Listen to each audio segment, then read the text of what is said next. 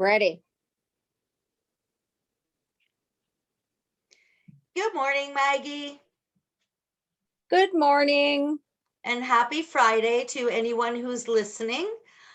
I just want to say this is our 5th doula talk. We had decided at the beginning of April, because it's doula month, to just give everybody some tidbits, some information on the services we offer. And we've done that for the last few. And if you're looking for them, you can scroll back on our Facebook posts or reach out to me or Maggie, and we can send them to you, the recordings. They're recorded on Wednesday and Fridays, and they're usually posted around between 1 and 12 and 1 o'clock. So now we're going to move forward in our doula talks and actually talk to you about real life situations that Maggie and I have worked with families or individuals. So it's kind of like a little bit of storytelling, but we are not using any families' names for confidentiality reasons, of course. So Maggie, we're going to start with you, and let's hear some heartfelt situation that you were in, the one that comes to mind today. Well, one story that impacted me deeply, but I didn't find out for a long time after why. And sometimes as doulas, we don't see the impact of what we're doing right away. Sometimes we never do, but sometimes the world gives us a gift and we see the reason behind it. So the story I'm going to tell is about a man, and we could call him Jack, just because I like that name, not his real name. So I used to go every Sunday and visit with Jack. And it was part of my routine in the place that I was going, that because it was Sunday, it was Sundays with Maggie. So for anybody who wanted it, I would make them ice cream sundaes. Well, when it was Jack's turn to get an ice cream sundae, he needed some help. So I would stand by his bed and feed him the ice cream each week. And I noticed that he would look deep into my eyes, and he would see my name tag said Maggie, and he would look deeply into my eyes each week. And he began to share stories with me, and he began to apologize to me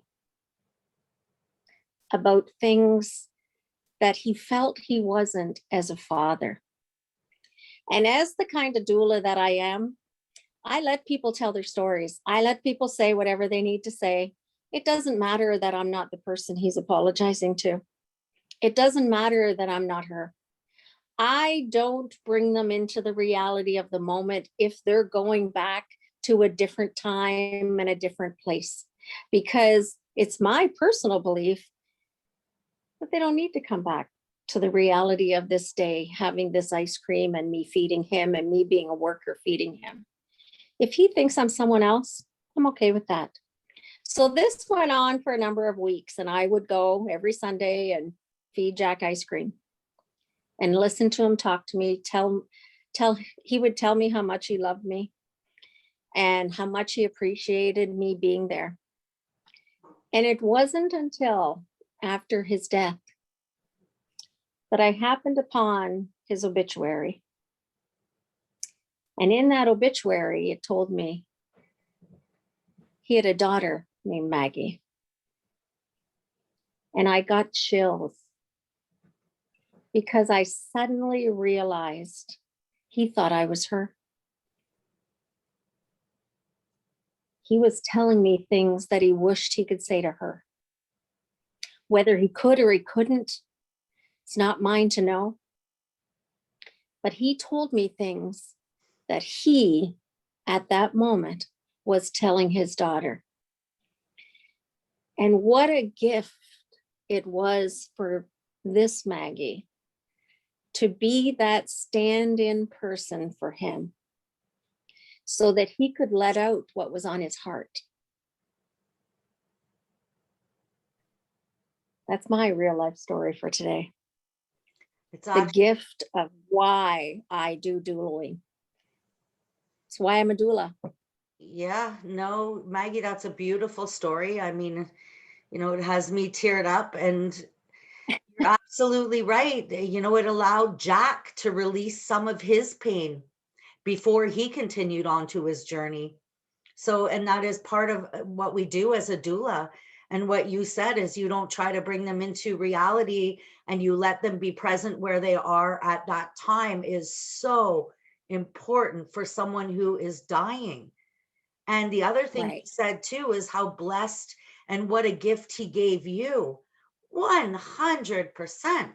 I always say that is I'm the one who's blessed to be part of their journey.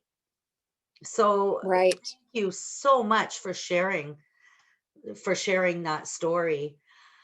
So my story, I'm going to talk about one that is completely different. It was my first time facing something such as what I'm going to speak about. So my story is not of someone specifically dying, it's after they died. So there was a young lady who was under the age of 20 who was Indigenous, and she had addiction problems. And her addictions ended up taking her life. She did die from opioid poisoning. Opioid overdose is what we used to call it. We're trying to change the term to opioid poisoning because I'm sure that was not her intention. But the fact of the matter was is she did not have a big supportive circle around her. Father was actually in the hospital at the time that she had died. So he had reached out to me and he was really heartbroken. As you can imagine, all the grief, all the emotions that go through a family, through a father, the guilt, there's so many things he was working through. And I was trying to help him work through his grief and his emotions. For him, he really needed some closure for his daughter. He needed a way to release her spirit into the spirit world by following his cultural beliefs. So many people may think, well, Tamara, you're not Native, you're not Indigenous. Maggie, you're not, another culture. You're absolutely right. And we don't pretend to be. But what we are is fantastic networkers, and we have amazing connections from all different walks and all different cultures. And all it took was me to reach out to Maggie. Let's get on board and let's make this piece happen for this gentleman. And we reached out to our connections who are Indigenous. We brought in drummers, we brought in a sacred fire. There were prayers that were said. There was songs from the native culture that were sung. Um, there was sweet grass being burned. There was tobacco. There was cedar. The whole ritual was beautiful. The ceremony was so overwhelming for myself, releasing that young lady's spirit into the spirit world the way her father wanted it to be. Now, unfortunately, her father was not able to attend, but that did not stop us. We created that sacred ceremony for him and his daughter. And this one specific case, we were allowed to film it. And normally, you're not allowed to film these sacred ceremonies out of respect. But in this case, we were allowed for the specific reason of sending that to her father that was in the hospital and was not able to come out. That to me was so touching, and I was so blessed to be part of that ceremony. I felt that this young lady could finally free her spirit of her addiction, of everything that comes around with the addiction. That's a whole other talk. And I feel like her father was able to start the grieving process properly because he was able to lay his daughter to rest the way that he saw fit for the culture. So again, I just want to say that, you know, Maggie and I are not experts in every culture, but we do know how to reach out to experts in every culture and how to make it happen. So for those Mhm. individuals, whether you believe in, you know, an indigenous culture, an Irish culture, there are so many different services out there that can be provided that are based on the culture that someone's family belongs to. Death doulas are part of that. We assist in that. We are the liaison, you might say, to make it happen.